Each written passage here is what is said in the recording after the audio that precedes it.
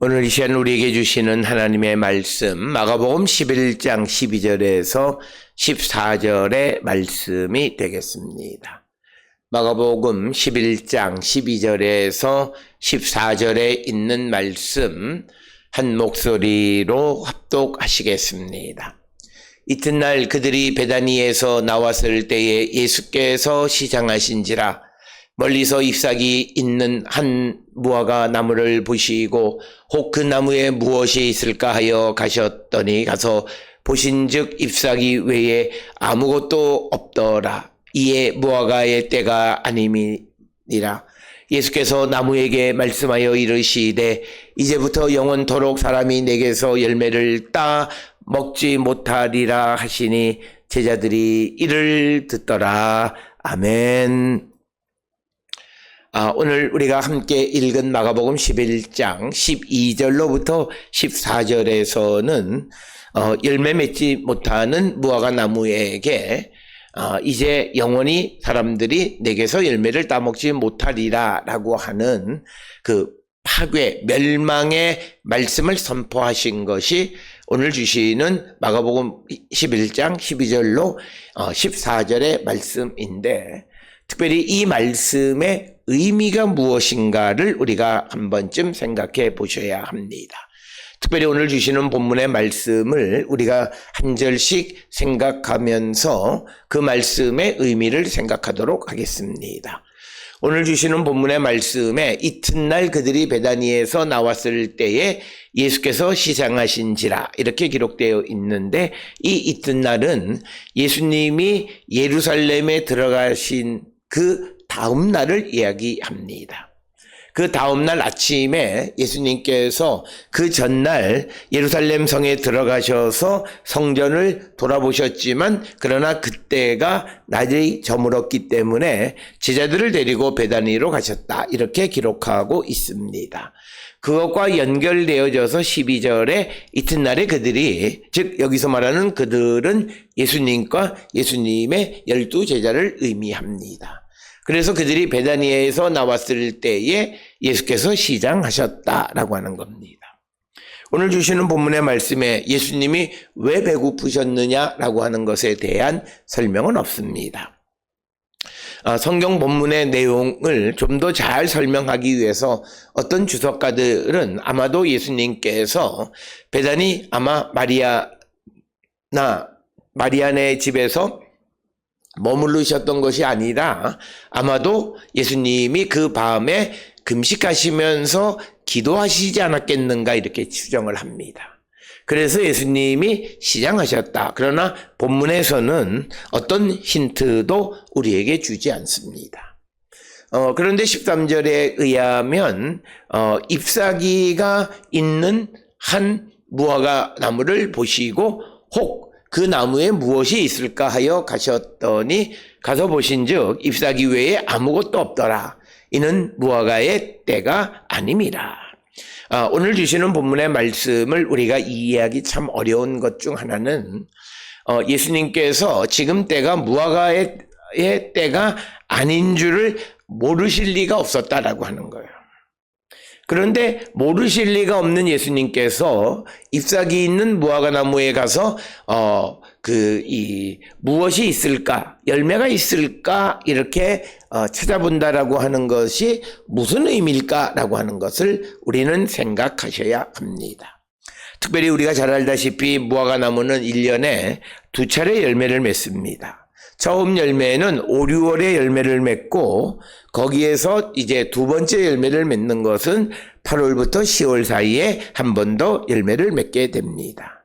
따라서 오늘 주시는 이 이튿날, 아마도 우리가 예수님의 날짜를 계산하면 아마 3월 10일경으로 추정되어지는데, 아마 이때에는 6월절 직전에 무화과 나무에서는 그 열매를 맺지 못하고 행여나 지난해에 남겨둔 열매가 있지 않을까 해서 이렇게 보셨을 것입니다.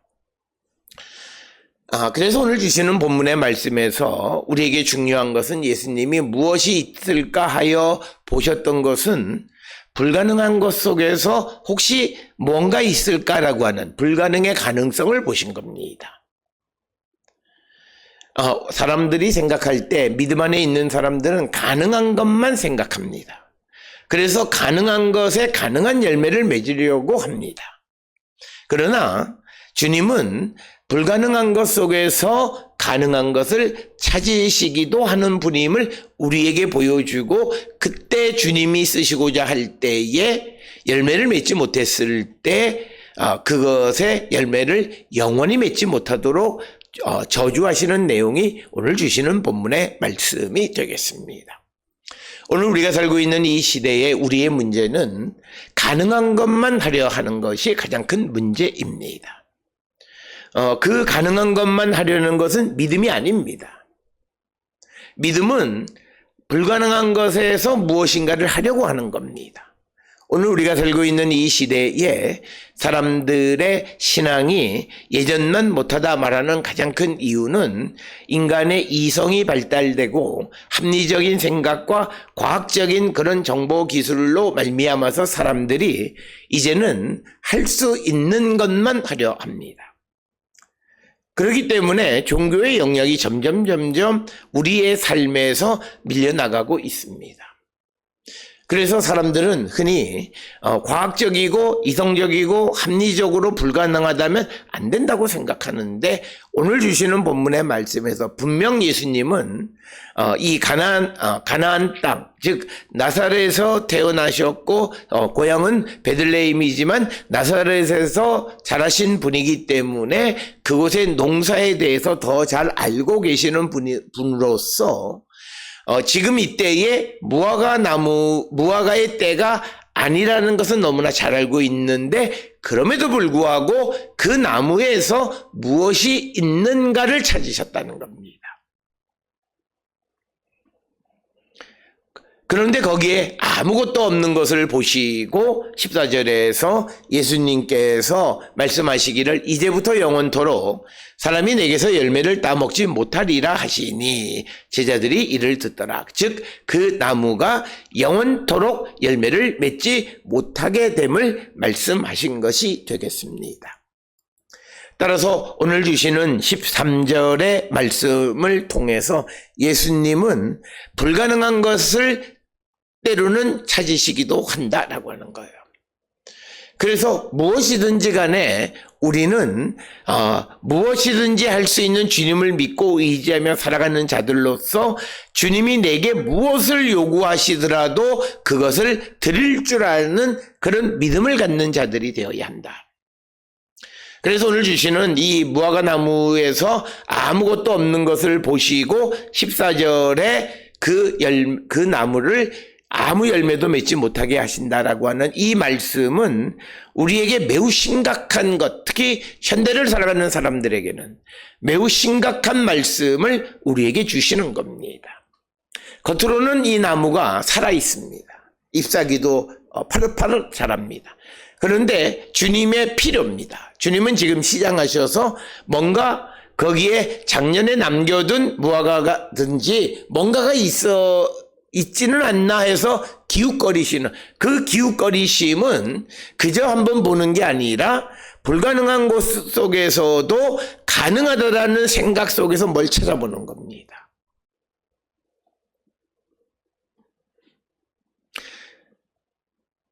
그랬는데 아무것도 나오지 않는 거예요. 그러니까 불가능한 곳에서 가능한 일이 아무것도 없는 것, 그에게 하나님은 심판하시고 영원히 열매를 맺지 못한다고 말씀하십니다. 우리가 생각할 때 무화과나무는 때가 아닌데 뭘 찾는 것, 예수님 너무하신 것 아니냐 이렇게 이야기할지 모릅니다. 특별히 오늘 우리가 신앙생활을 하며 살아갈 때에 만약 주님이 내가 하지 못할 것 같은 일을 요구하신다고 하면 그 확신이 있으면 나는 못해요 라고 내려놓는 것이 아니라 하나님의 도움을 구하면서 그 일을 이루어가는 것이 믿음입니다. 어떤 이들은 그런 믿음은 너무나 맹목적이고 너무나 그런 이 신비적이다라고. 믿음은 신비예요. 신비가 없는 것은 믿음이 아니에요. 우리가 믿음의 모습을 가장 단적으로 보여주는 것이 병원에 가서 진찰했는데 의사가 당신은 암이요, 이제 곧 죽어요. 그러면 네, 내가 죽겠습니다. 그럴 수 있는 사람은 아무도 없어요. 누구든지 단 한 번쯤은 하나님한테 살려달라고 그럴 거예요. 그 살려달라고 하는 말은 비이성이고 비논리고 비과학적인 거예요. 그렇지만 그가 가는 거예요. 마찬가지로 우리가 일상을 살아갈 때 내가 죽음의 목전, 하나님의 마지막 결정을 다 내린 그때에 가서 그런 생활을 하는 것이 아니라 내가 믿음을 가졌을 때부터 이런 삶의 모습을 갖고 살아가면서 그런 일을 이루고 살아갈 때 마지막 순간에 하나님 나를 한번 살려주세요. 그럴 때 그게 드러나는 거예요. 그래서 우리는 불가능한 것을 가능케 하는 하나님의 능력을 체험하며 살아가는 자들이 되어야 합니다. 그게 믿음이고, 주님은 적어도 제자들에게 마지막 십자가의 길을 걸어가시면서 그 믿음을 요구하시는 거예요. 앞전에 우리가 여리고에서 바디메오의 눈을 뜨게 하신 일을 통해서 말과 행동의 일치됨을 요구하셨고, 뿐만 아니라 또 예루살렘으로 들어가실 때 사람들이 예수님에 대해서 그 나귀에다가 옷을 깔고 길에다가 자기의 겉옷과 나무가지를 펼쳐 놓듯이 그들이 예수님을 메시아로 인정하고 거기에 걸맞는 영광을 올릴 뿐만 아니라 그들이 말로 찬양할 때 호산나, 다윗의 이름으로 오시는 이여, 우리 주여 우리를 구원하소서라고 입으로 신앙의 고백도 하는 겁니다. 그래서 믿음은 말과 행동의 일치가 믿음이고, 더 나아가서 그 믿음이라고 하는 것은 가능한 일만 하는 믿음 아닌 믿음이 아니라 불가능한 것을 가능하게 하는 믿음입니다. 그래서 한 번쯤 내게 어떤 일들이 이건 내가 하고 싶고 내가 해야 될 것 같은 일이라고 생각되어지면 그때부터 하나님 앞에 철야로 기도하면서 하나님, 내가 그 일을 할 수 있는 길을 열어주세요. 나는 지금 방법이 없어요. 아시지 않습니까? 그렇지만 주님이 원하시면 나는 하기를 원합니다라고 하는 기도 속에 하나님의 도움을 구하면서 하나님이 주시는 신앙의 신비를 통해서 불가능한 것을 가능하게 하고 주님이 쓰시고자 할 때 내가 쓰임받는 사람이 되는 거예요. 그게 오늘 우리에게 무화과나무의 비유를 통해서 우리에게 주시는 말씀이 되겠습니다. 신앙이라고 하는 것은 이성도 아니고 합리도 아니고 논리도 아니고 과학도 아닙니다. 예수님이 딱 하셨어요. 사랑할 만한 자를 사랑하는 건 사랑이 아니에요. 되는 것을 믿는 건 믿음이 아니에요. 안 될 것을 된다고 믿는 게 믿음이에요. 그런데 오늘 많은 사람들은 그걸 맹목적 신앙이라고 말해요. 맹목 아닙니다. 아니, 우리가 홍해를 건널 때 손을 뻗는다고 바다가 갈라져요? 그러나 주님 말씀대로 손을 뻗었을 때 바닷물이 갈라지는 거예요. 그 한 번의 체험을 갖고 살아가면 그 사람은 이제는 불가능한 것은 모든 것이 가능하게 되는 거고, 한 번의 경험이 그 사람의 인생을 바꾸는 거예요. 그래서 우리가 하나님의 은혜 받을 기회를 놓치면 안 돼요. 하나님은 모든 자들에게 은혜 받을 기회를 주세요. 그 은혜 받는 것은 내가 나의 가장 귀한 것을 주께 드릴 때 가능해요. 우리는 아무것도 안 하고 주님 줘 보세요. 주시면 내가 뭘 할게요. 그건요, 하나님 것으로 하는 거예요. 하나님 것으로 하잖아요. 내가 적어도 예수 믿기 전에 내가 이루어놓은 것이 있으면 그것을 주님을 위해서 쓸 때 주님이 우리에게 말씀하셨잖아요. 우리가 말하기를 성경에 있는 말씀은 그대로 이루어진다. 그리스도와 예수님과 복음을 위해서 자기의 모든 귀한 것을 바치는 자에게는 이 생에서 100배 주신다고 약속하셨어요. 믿으시면 우리가 그대로 살아갈 때 우리에게 가능한 일이 이루어지는 거예요. 이 역사는 지금 우리가 살고 있는 이 시대에도 일어나는 거예요. 그래서 오늘 주시는 본문의 말씀에서 한 무화과 나무를 보시고 잎사귀는 있어요. 근데 아무것도 없는, 교회는 다녀야 아무 열매도 없는 그런 자가 되면 오히려 그는 교회 다니는 것 때문에 주님의 저주를 받아요. 영원토록 열매를 맺지 못하게 된다는 거예요. 그렇기 때문에 우리는 불가능한 것을 가능케 하시는 하나님의 능력을 체험하고 살아가야 돼요. 오늘 주시는 본문의 말씀에서 도대체 그러면 왜 하필이면 무화과 나무냐? 물론 가장 간단한 대답은 주님 앞에 있는 나무가 무화과 나무였기 때문이에요. 그러나 이 성경을 상징적으로 해석하는 사람들은 이 무화과 나무가 상징하는 것이 이스라엘이에요. 예수님이 아무리 불러도 대답하지 않는 이스라엘, 살아있는 것 같지만 열매 없는 이스라엘, 그것을 상징하는 것이 무화과 나무라는 거예요.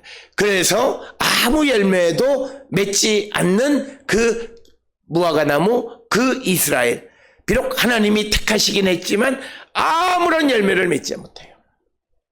그래서 주님이 쓰시고자 할 때 아무것도 쓸 것이 없어요. 거기에 대해서 주님이 이제부터 영원토록 너에게는 열매를 따먹지 못하게, 열매 맺지 못하게 된다고 말씀합니다. 따라서 오늘 주시는 본문이 우리에게 주시는 가장 중요한 메시지는 예수께서 하시는 일, 그곳에 우리를 부르십니다. 그 부름을 받으면 우리는 주님의 부름에 응답해서 열매 맺는 자가 되고 주님이 쓰시고자 할 때 그것을 드리는 자가 되어야 한다라고 하는 거예요.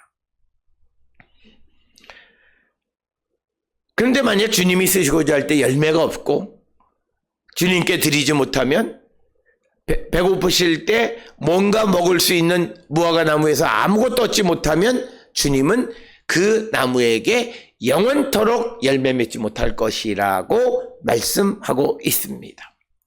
오늘 우리가 신앙생활을 하는 삶에서 우리는 예수의 부르심에 응답하는 삶을 살아가는 자들이 되고 열매 맺는 삶을 살아가는 자들이 되어야 합니다. 예수님이 오셔서 천국 복음과 많은 병자와 귀신 들린 자의 귀신을 쫓아내는 놀라운 역사를 보여주시고 유대인들을 부르셨지만 아무도 예수님의 부름에 응답하는 자가 없고 자기 사업하러 간다, 밭을 샀으니 밭을 보러 간다, 여러 가지 이유를 대고 또 그리고 주님 가시는 길에 인간적 일을 처리하고자 주님 내가 집에 잠깐 갔다 올게요 라고 했을 때 주님은 그것을 허용하지 않으셨던 것을 보면서 우리는 주님이 쓰시고자 할 때 열매 맺는 자가 되어야 합니다. 많은 사람들은 때가 되면 그죠? 언젠간 그리고 내가 할 수 있을 때라고 이야기합니다. 그러나 성경은 모든 일은 때가 있어요. 그때는 하나님이 정하세요. 그래서 우리는 항상 그런 주님이 언제 우리를 쓰시고자 할지 모르기 때문에 항상 우리가 깨어서 준비하는 삶을 살아가야 되는 거고 그러기 위해서는 우리는 늘 불가능을 가능케 하시는 하나님의 능력을 속히 체험하고 내게 무엇을 원하시면 언제든지 주님 앞에 응답할 수 있는 그런 믿음의 성도들이 되어야 함을 우리에게 요구하는 것이 되겠습니다. 오늘 우리가 살고 있는 이 시대에 신앙을 갖고 살아간다라고 하는 것이 모든 것이 자기 인간 중심이에요. 그렇게 되어졌을 때 그 메시지는 아무런 힘이 없어요. 내가 돈 벌고 내 문제 해결하고 내가 잘 되고 그래서 내가 편안하고 내가 건강하고 여기에 초점이 있지 내게 있는 것 그것을 통해서 하나님의 나라와 주의 일을 위해 어려운 사람을 돕고 하는 그런 일들에 대해서 아무런 관심도 갖지 못하고 아무것도 하지 못한다면 그것은 주님의 쓰심에 쓰임받는 자가 아니다라는 거예요. 그래서 오늘 주시는 본문에 주님이 시장할 때 주님이 찾을 때 무언가 있어야 한다는 거예요. 우리를 언제 찾으실지 몰라요. 언제 무엇을 원하실지 몰라요. 그 원하시는 것과 것의 내용이나 그 원하시는 것의 때는 사람마다 다를 수 있어요. 그렇지만 언제든지 주님이 쓰시고자 할 때에 우리가 그 쓰임에 우리가 응답하는 삶을 살아가는 자가 되어야 함을 우리에게 강조하는 겁니다. 그래서 주님은 우리에게 불가능한 것에서 가능함을 보시는 거예요. 불가능한 것을 우리에게 요구하신다는 뜻이에요. 우리가 할 수 있는 것만 요구하시는 분은 아니라는 거예요. 그러면 불가능한 것을 요구받았을 때 우리는 그 불가능한 것을 가능하게 하시는 하나님의 도움을 통해서 그 불가능을 가능으로 바꿔서 주께 드리는 거예요. 주께 쓰임받는 거예요. 이게 믿음의 삶이라는 겁니다. 오늘 주시는 본문의 말씀을 우리는 깊이 생각해야 합니다. 그저 내가 정한 때에 내가 할 수 있는 범주 안에서만 무엇을 하면 나는 할 바를 다 했다라고 생각하는 그런 믿음이 아니라 무엇이든 얼마든 주님이 원하실 때 나는 못하는 것 같지만 주님의 능력으로 그 주님이 원하시는 것을 이루어가는 삶을 살아가는 것이 믿음이라는 거예요. 그런 믿음의 삶을 살아가는 우리 모든 성도들이 다 될 수 있기를 주의 이름으로 축원합니다.